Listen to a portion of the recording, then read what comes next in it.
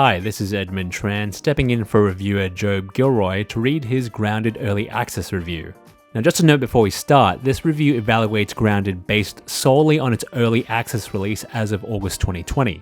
We plan on reviewing Grounded again once it gets a full 1.0 release in the future. Think about your favorite survival games. Think back to how they launched. Think of their initial public showing.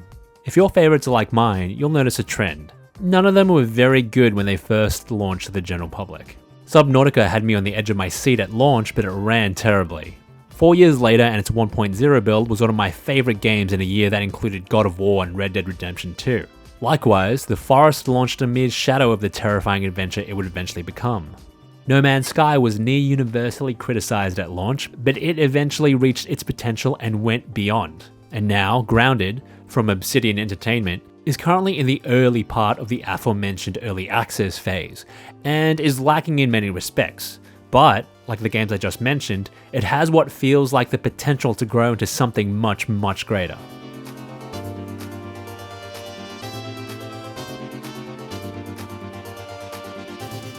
A co-op survival game like many others, Grounded puts you in the shoes of one of four tween explorers and challenges you to live. Instead of sending you to a stranded island or an ocean-covered planet, Grounded plonks you in a suburban backyard. The twist? You're 1/2000th your regular size. You get to live out a situation that is pulled straight out of things like Honey, I Shrunk the Kids, The Magic School Bus, or Anatomy Park. And if you have any affinity for those things, getting to take part in the situation is very cool. You awaken with no memory of how you landed in this situation, and your goals are twofold.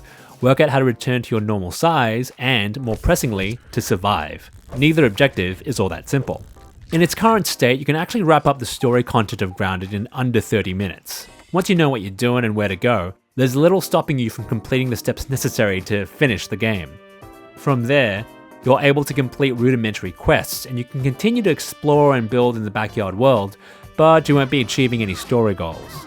Of course, the story is far from finished in its current form.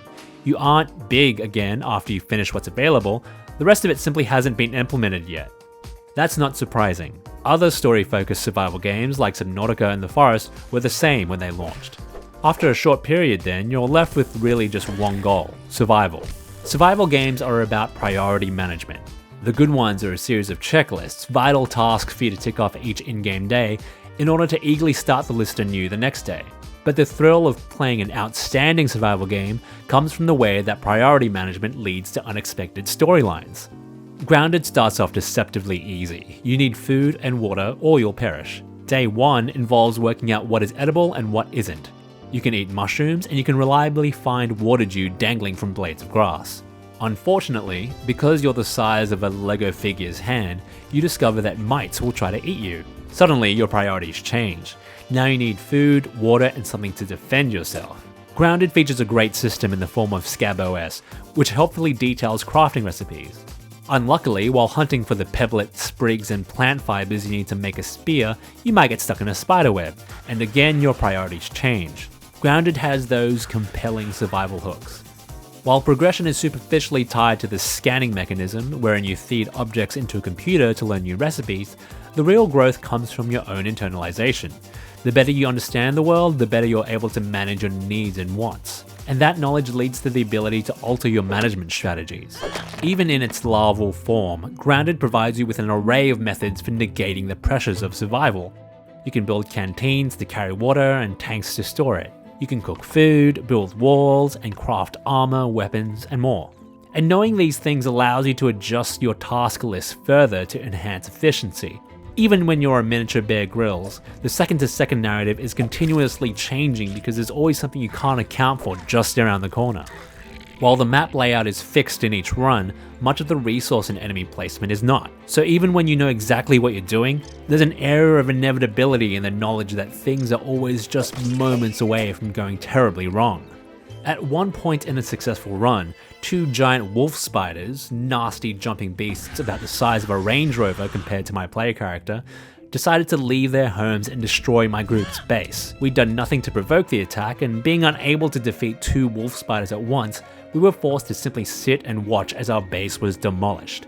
Or so we thought. We were saved from certain death when 2 lady beetles showed up and started attacking the spiders. And thankfully, if you're scared of spiders, the game features a mode to cater to arachnophobes.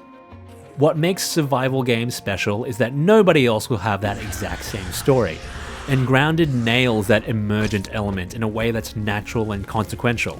It's the same feeling you get when mutants raid your base in the forest, or when leviathans attack your Cyclops in Subnautica.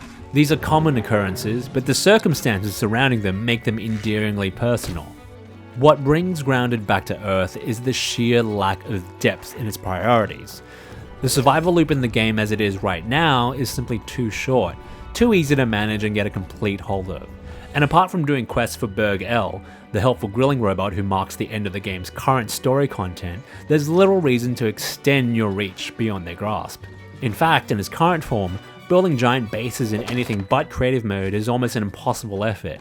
While the dual wolf spider attack is my own, it's not exactly a rare occurrence, and many players in the community have spoken about the overly hostile wildlife and its base-wrecking desires. The tapes you find, yes, audio tapes are a primary narrative device, hint at the wildlife suddenly becoming unusually hostile, so we might eventually find out why the insects are so aggro. Until that can be dealt with though, you're generally better off building your base into a permanent structure, like a soda can, and even then you're only keeping out the biggest of baddies. And while Grounded definitely has plans to expand, the world feels overall a little small in this early access form. Puns aside, the map doesn't feel like it has the square footage to feel vast. You move around it quickly, you jump high and suffer little fall damage, and you can even get a dandelion to allow you to glide. The game has a cartoon adventure vibe, so the arcade style movement makes sense, but the extra speed effectively shrinks the map once you come to understand it fully. Strangely, there's no radial compass in the game, which initially makes finding your way around difficult. It's easy to get turned around in the grass stalk forest of some litterbug's backyard because it can be tricky to spot any landmarks. And until you get your bearings and add some trail markers, the only thing that really slows you down as you bunny hop across the map is the need to tap M to work out where you're going.